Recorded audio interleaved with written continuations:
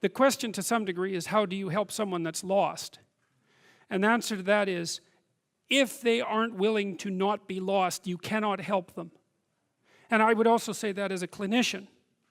You see, I mean, it's a statement that's informed, I would say, by my mythological knowledge, but also by straight clinical wisdom, not mine particularly. I mean, one of the things that Carl Rogers pointed out was that there were necessary preconditions for entering into a therapeutic relationship. And that would be really any relationship where the mutual flourishing of the two people involved was the paramount goal. And one of the preconditions was that both people had to want that to happen. And Rogers believed he didn't know how to get the horse to drink once you had brought it to the water.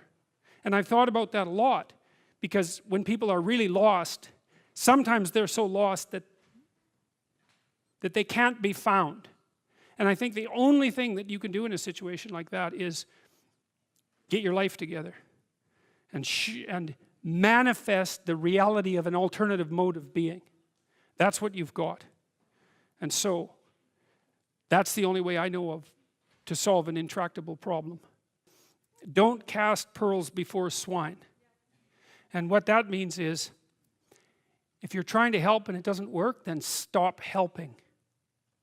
It's not helping, right? It may be just wasting your time. It might be making things worse. You know, if you're offering something and it's not taken, then perhaps you should be offering it somewhere else. And sometimes, if you offer a hand and the person won't take it, you have to stop offering the hand. And then what you do is you go off and you have your life. And sometimes that means in people's lives, for example, that they have to leave their family members behind. Sometimes the thing you do is walk away, because there's no other solution. And if you are trapped in pathological relationships and you see no way out of them, if someone who is sinking has their hands around your neck and is pulling you down, you're not obligated to drown with them. You know, there's a rule too if you're a lifeguard. You know, some of you have had lifeguard training. How do you approach someone who's drowning and panicking in the water? Feet out, right, like this. It's like, I'll save you, but that doesn't mean you get to drown me while I'm doing it. And if it's you drown or both of us drown, it's you drown.